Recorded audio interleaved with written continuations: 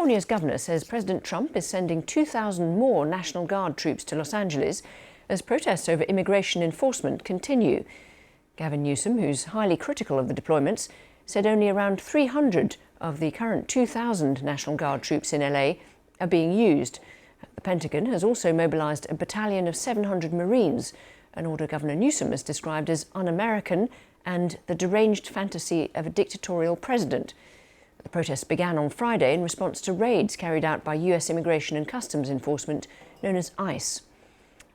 Our reporter Carl Nasman has been monitoring events for us in Los Angeles. The fourth night of demonstrations and protests here in Los Angeles, another chaotic night as well, and you can still see those images of demonstrators, protesters, and agitators still out in the streets of Los Angeles, even with this late hour of about 11 p.m. We're standing in the shadow, really, of that federal building. That's where those National Guard members are set up here in downtown Los Angeles, and that's where a major protest was staged earlier today, and that's kind of how everything got started here in Los Angeles. That was in the afternoon hours, and we were there in front of that building as those protesters were then dispersed and moved away by a large mass of local authorities. We saw sheriffs, deputies, as well as local Los Angeles police, really with their biggest show of force that we've seen over this entire weekend of protests. They began to move them out block by block and street by street, and we have to say this was a relatively peaceful demonstration to start, and then once things progressed and really once the sun set here in Los Angeles, that's when we started to see a few more of these clashes. There was a round of tear gas fired earlier tonight, and several arrests have been made. We've seen these clashes once again between authorities and demonstrators. People in the streets using things like fireworks, water bottles, glass bottles as projectiles towards the authorities, and then we've seen those rounds of stun grenades and tear gas being used against the people out here in the streets. We should mention, we were earlier much deeper inside the downtown area, but it just seemed to be a little bit too dangerous for us to be there. And those areas and those gatherings were declared by the authorities to be unlawful assemblies. So that meant that anyone who was still remaining in the streets at that time was facing arrest. But you can still tell from where we are, just looking up in the sky, and you might be able to hear it as well. There are several police helicopters still circling this area. They have their searchlights active, and they're still looking at various different pockets of people in the streets, and really at this hour, what the authorities say is that these are folks out there that are looking to stir up trouble, looking to have these sorts of clashes and interactions with authorities. And even on Sunday night, we saw lots of fires lit in the streets. So the hope is that the authorities are looking to kind of get those things under control and make sure that we don't see a second night in a row of those chaotic scenes.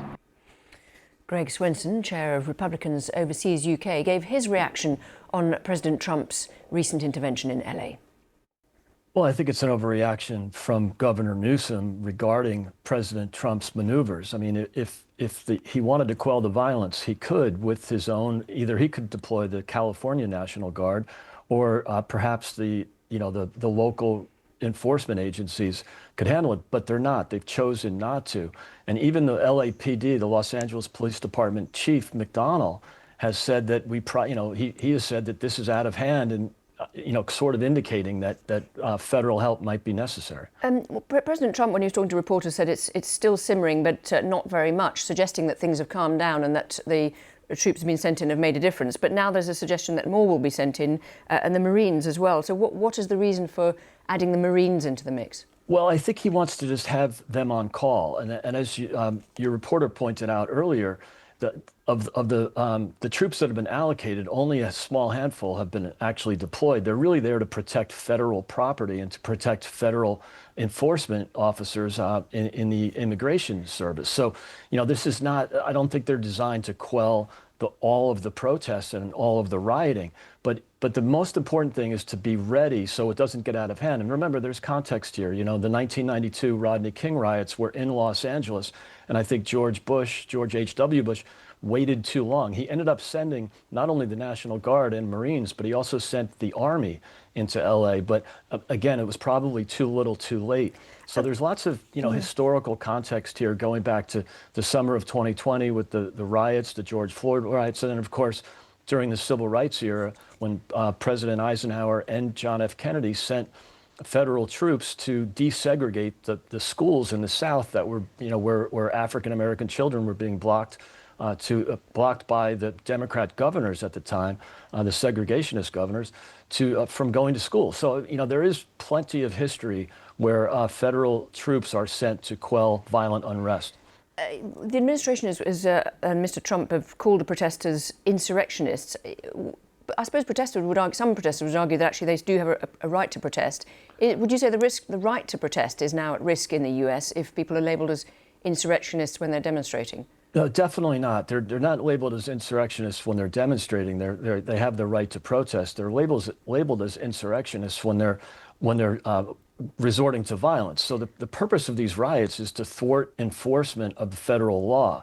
That happened in the Civil War when President Lincoln sent troops to South Carolina to quell the violence there. And so, I think the important point here is if people don't like the immigration laws, they should change the law in Congress. But the way the system works in the United States is the president has to enforce the laws that were passed by Congress. Now, President Obama did that quite well, and he was very effective in deportations, in executing immigration law.